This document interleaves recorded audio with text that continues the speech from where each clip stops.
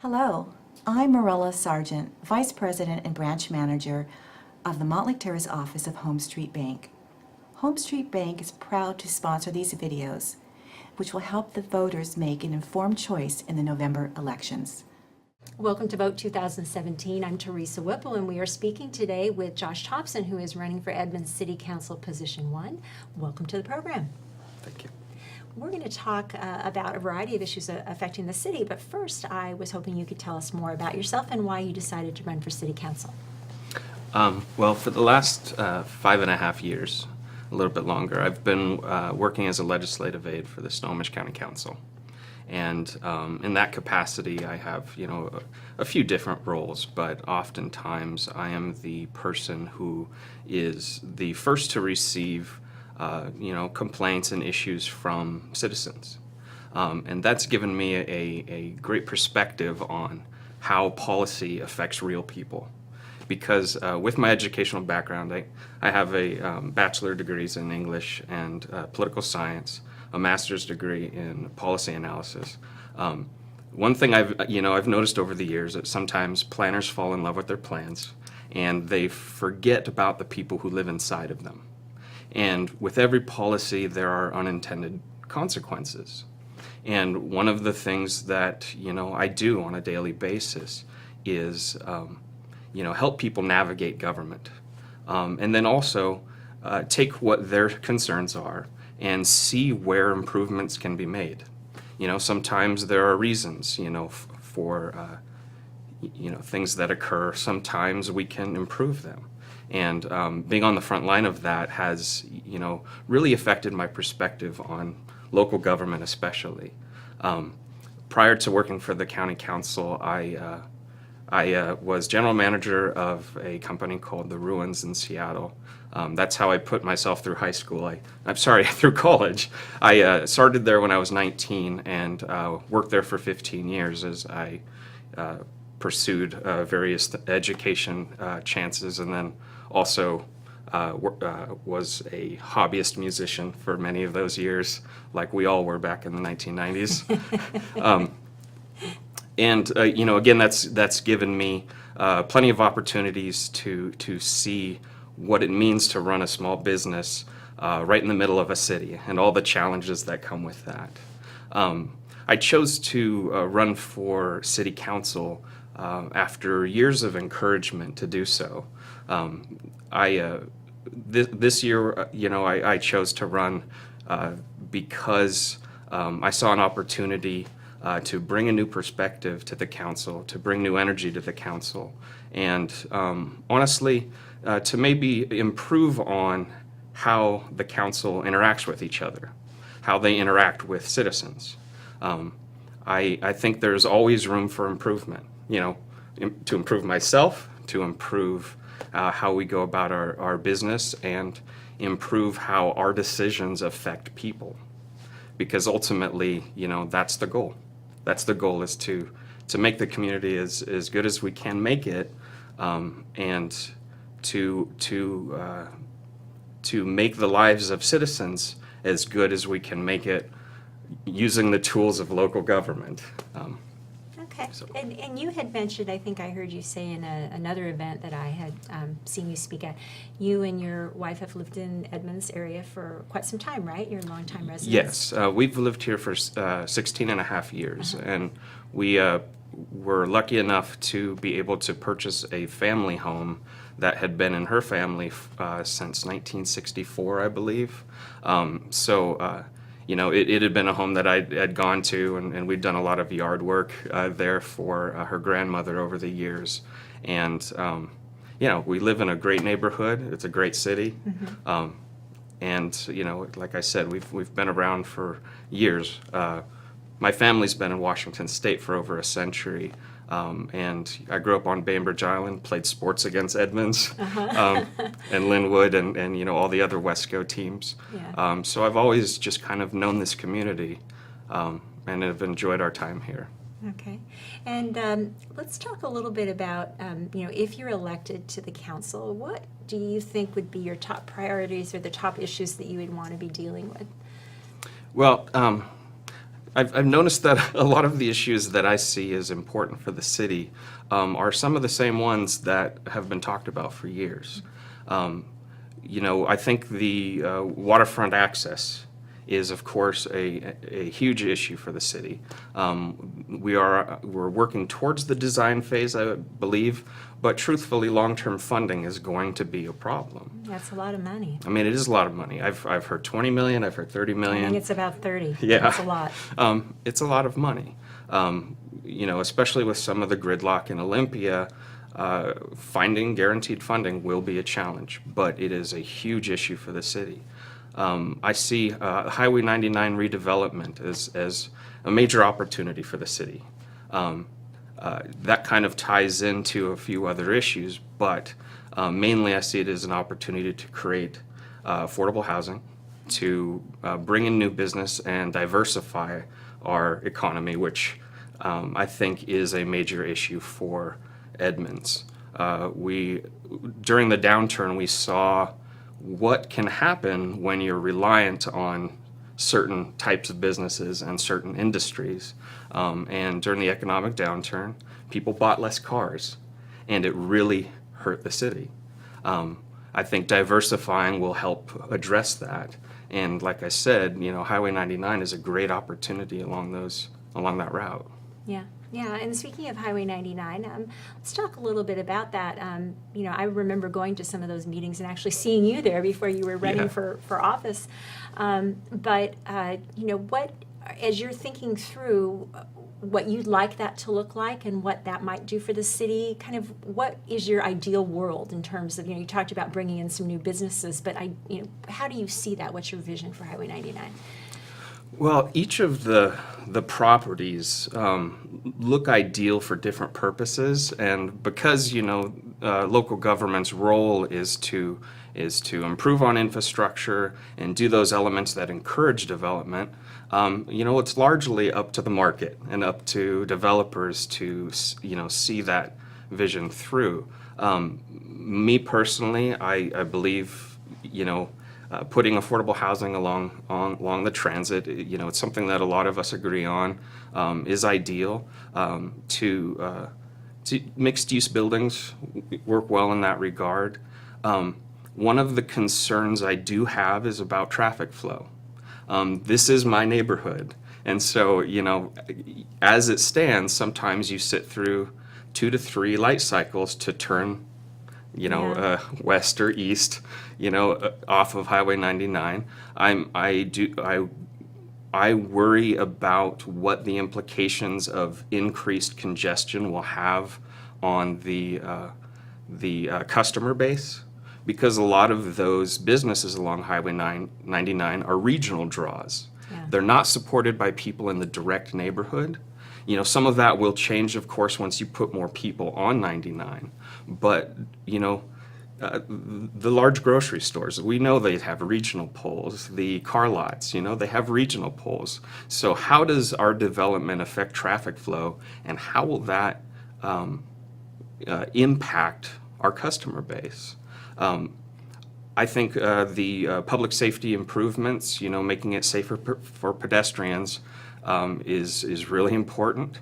I like some of the ideas they have in those regards, because living there for so many years, I've seen people try to dart across 6-lane roads, and there have been some tragic accidents. So public safety is a great thing. Mixed-use buildings and bringing more affordable housing, multifamily units there, all of this is so much potential to kind of really rejuvenate not only the neighborhood, but make the city stronger for 50 years to come. But again, I think bringing a skeptical eye, not second guessing every decision, but making points that maybe haven't been thought of, are a really important role that I think I could fill. Yeah, and I know what you're saying about the kind of the possible delays, because I've seen it even at the new light they have there on what is it, 238th is that the one? I should know this, but I'm Sure. blanking on but that new intersection near the Country Farms Produce, sometimes that gets really, really backed up, Yeah. especially during rush hour. And if the goal is to create more intersections to kind of give pedestrians safe crossings, I'm hoping that they'll be synchronizing the lights or something to make that better. Yeah. But good points there. And you mentioned affordable housing. Of course, that's something that people are talking about. Maybe Highway 99 can accommodate more affordable housing, and we know that affordable housing means different things to different people Sure. depending on your income level. But I heard you talk a little bit about this at a previous event, maybe it was your campaign kickoff, and you were talking about the fact that Highway 99 is a place where there are a lot of motels that a lot of us think, well, that's just where bad behavior happens, but you Sure. also mentioned there are families living there, and sometimes that's all they can afford. What do you see as a solution for some of those, homelessness, affordable housing issues? Are there ways, ideas you have, or maybe the city can partner with other organizations to bring some of those solutions to homelessness on the highway? Yeah. When we talk about affordable housing and low barrier housing, oftentimes, those are regional issues that a city can't do alone just due to the costs. Yeah. One of the things that I do point to is the motels where you have families living in there. You have people who are just getting out of prison living in there. You're having people who are living there for economic reasons, and then also people just kind of transitioning in and out of other areas. I think that we're long overdue for low and no barrier housing in South County. I think it's something that Edmonds will have to work with Linwood, with Mount Lake Terrace, with the county and the state, and a slew of nonprofits. But I think we need to take more of an active role in making that happen. Because right now, a lot of people who are living in low barrier situations like a motel, if they need additional services, oftentimes they have to get on a bus and go to Everett. For those services. It's impractical. It's a 3-hour round trip by bus. Having low barrier housing in South County with localized services for those people would be ideal. Now, again, that gets into, sometimes those projects, if they're funded by a government, it takes years to get there. I mean, just like the emergency access to the waterfront. Yeah. We've been talking about it for years, and we're still not there yet. Housing is a similar issue. The motels aren't ideal. They're not an ideal environment for kids to be living in, for people who are on the edge, to be living in. And we need to do better. But again, Edmonds won't be doing it alone. We just need to be a more aggressive partner in making it happen. Okay, yeah. Let's switch gears here a little bit and talk about another issue that seems to be a constant source of conversation at city council meetings, and that is the Edmonds Marsh. You've probably been observing or aware of some of the discussion about the the buffer, the size of the buffers, the width Sure. of the buffers, the conversation that happened with the Shoreline Master Program, and and it's people are very passionate about it. They love the marsh and they want to protect it. And what has been your sense or your opinion in watching all of that unfold as to what the council needs to do to make sure that the marsh does have environmental protection, or do you think it's an issue? I absolutely think it's an issue. I'm an unapologetic environmentalist, but I think sometimes our discussion around critical areas like the marsh gets sidetracked by politics and moves away from science. During the setback discussion, there was a lot of valid points by both sides. Me personally, I was a little more interested by the quality of runoff going into the marsh. From my point of view, I thought the gray water, however you want to label it, and the contaminated soils that are being cleaned up by the is it Unical? Unical, yeah. That those were, in my mind at the time, issues that were being kind of just pushed to the side because they're more complex. Now, I have had people come and talk to me over the course of the last few months and, kind of emphasize why the setback issue was more important, or was a focal point. And, I've learned some things. I kind of see where all the different various sides on the issue are coming from. And personally, I think that there's always a way forward. We just have to find it, and sometimes it might be difficult. I love the idea. I believe it was Plan M that is the one that one that finally passed it. Yeah.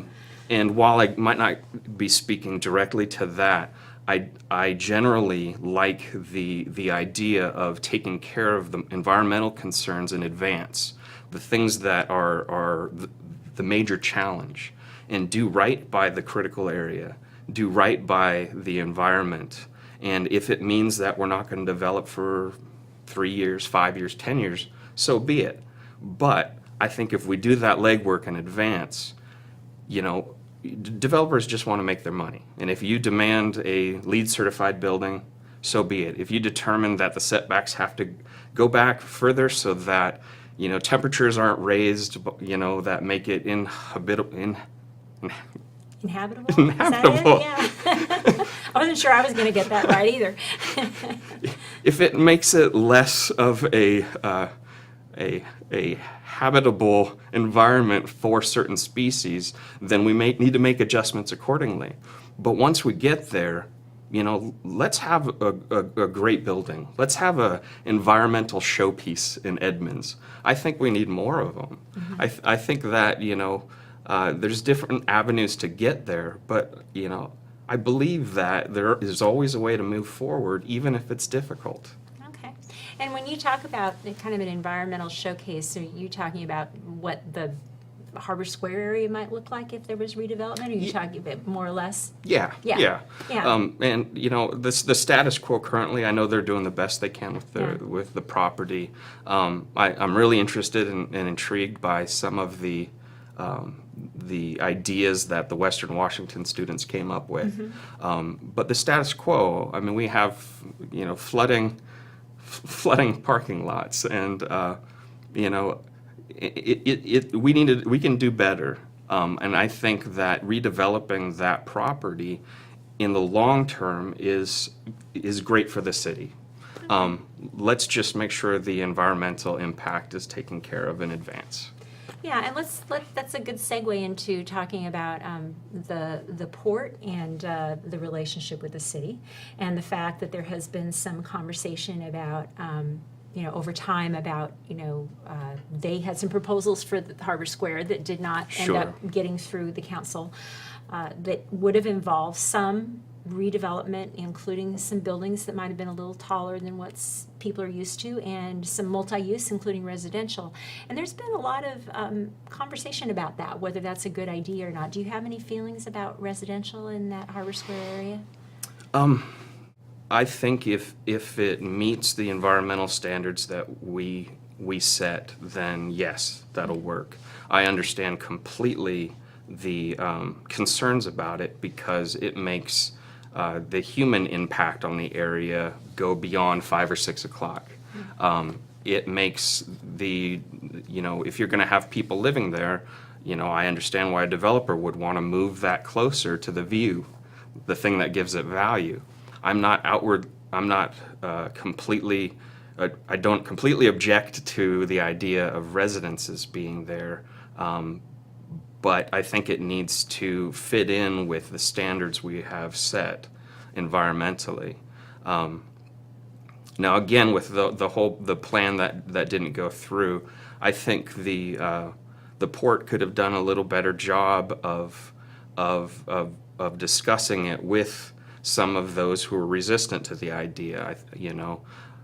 Just like I think that the environmental side could do more to recognize the environmental action that has taken place by the port. I mean, they've done cleanup, they've contributed to a lot of things that people don't know about because they didn't do a very good job of getting the word out there.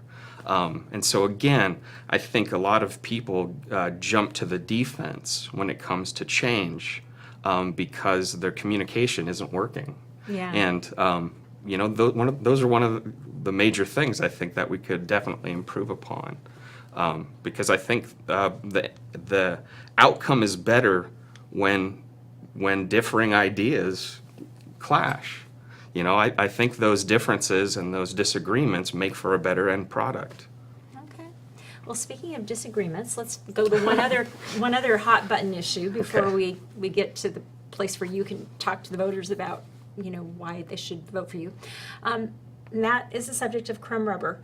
That is another thing that the council dealt with quite a bit in the last year or so, and of course, ground up tires that some people are concerned about on play fields that might have some environmental consequences and health consequences. Have you studied that issue much? Do you have an opinion on it? I have and I do. You know, I understand some of the reasoning behind going with Crumb Rubber over grass fields. And one of the major reasons is being able to use it year-round versus just in the dry months. However, not only does the fact that this Crumb Rubber was never intended for this use, and there haven't been long-term studies behind its effect on children. I am a proponent of looking at alternatives until we know for sure, because there was a time, you know, name your favorite chemical, but there was a time when all of those passed the muster and were put out into the market, and then we later found, oh, it's carcinogenic. I mean, watch TV at midnight and you'll see all these commercials advertising for class action suits around some chemical that was being used for years before they realized what it was doing. Another reason that I object to Crumb Rubber a bit is because, I mean, just having stood on the fields, you're tracking it home in your clothes, in your you know, your shoes. It gets on your socks. Let alone those kids who are playing on it. I mean, having played football, I mean, you land and it goes up into your face and your mouthpiece. I mean, you're inhaling it. Rain is washing this into our streams and our waterways. You know, whether or not it's 100% accurate, they've pinpointed a year by which there will be more plastic debris in our oceans than there are sea life. Those issues don't seem to be alarmist to me. Those issues don't seem to be, you know, something that we can worry about later, because we have alternatives. We have cork. We have grass. If we even made the fields, structured them a little bit different. In past decades, they developed these fields so that water ran into them, which created the swampy conditions. There's better ways to put drainage underneath them that prolong the usage throughout the year. So again, you know, I understand that it's a very emotional issue for people, and you know, I'm a big fan of doing more study before committing to something that may harm children. Okay. Yeah. Very good. Well, we have come to the part of the program where you have an opportunity to directly address the voters and tell them why they should vote for you. So I'm going to give you an opportunity to do that now. Hello, my name is Josh Thompson. I believe I have the skills and the experience to make an immediate impact on the city council. I believe that how we treat each other matters. How we treat each other during contentious issues or emotional policy processes matters. I think that we can make government more accessible to people. I think that bringing together different ideas is an important way to move our city forward, to make it the best city we can. I would love to have your vote. I thank everybody for their support so far. We have a few weeks left of hard work and knocking on doors. And I look forward to the conversations that I've been having with all different types of people in all different neighborhoods of the city. And again, my name is Josh Thompson. I would love to have your vote. Josh, thanks so much for coming in, and I wish you the best of luck in November. Thank you very much. Thank you.